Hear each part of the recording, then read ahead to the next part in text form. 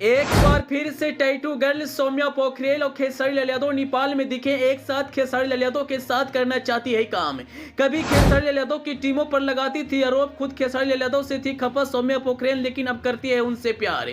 खेसारी लाल यादव ने सौम्या पोखरेल से मिलकर कह दी ऐसी बात। वीडियो सोशल मीडिया पर हो रहा है वायरल, सुनकर आप भी हो जाएंगे हैरान। जी, टैटू गर्ल सौम्या पोखरेल और खेसारी लाल यादव नेपाल में एक स्टेज शो में एक साथ नजर आए। जब फैंस ने इन दोनों को एक साथ देखा, उनका पैर तले जमीन खिसक गया। जो सौम्या पोखरेल कभी खेसारी लाल यादव पर आरोप लगाती थी, उनकी टीमों पर तंज कसती थी, आज वही खेसारी लाल यादव से मिलकर उनका पैर छूकर प्रणाम की, फिर उनके गले लगकर उनसे काम मांगी। एक समय खेसारी लाल यादव और सौम्या पोखरेल दोनों साथ नजर आए थे।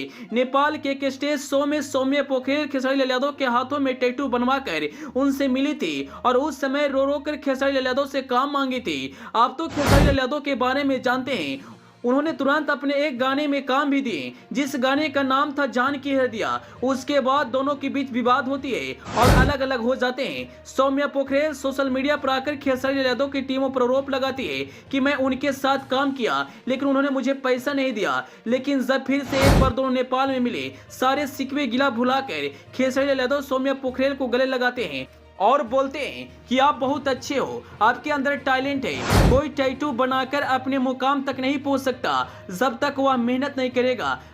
आपने इंडस्ट्री में रहकर बहुत मेहनत की, तभी जाकर आप यहां तक पहुंच पाए हैं। सौम्या पोखरेल आज भी खेसारी लाल यादव के टैटू अपने हाथों में रखे हैं और यहां तक कि विवाद होने के बाद वह कहते नजर आई है कि आज मैं जो कुछ भी हूं वह खेसारी सर का देन है। मैं जहां भी जाती स्टेज शो करती, अगर मैं उनसे नहीं मिलती तो शायद मैं यहां तक नहीं पहुंच पाती। सौम्या पोखरेल खेसारी लाल यादव को अपना गुरु मानती है, लेकिन इसी बीच स्टेज पर एक और लड़की आती है और खेसारी लाल यादव से काम मांगने लगती है।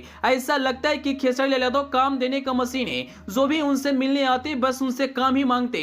इससे पहले भी आपने कई वीडियो देखा होगा जिसमें कई लड़कियां आकर उनके सामने रोती हैं और उनसे काम मांगती हैं और खेसारी लाल यादव सभी को सहायता भी करते हैं।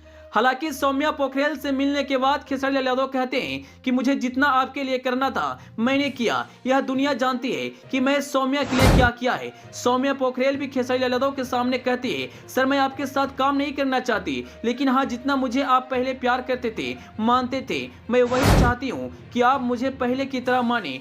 मैं कुछ लोगों के बहकावे में आ गई थी, शायद इसीलिए मैं आपके खिलाफ चली गई थी, लेकिन मुझे नहीं पता था कि मैं जिनके बारे में बोल रही हूँ वह मुझसे मिलने के बाद इतनी अच्छी तरह से बात करेंगे।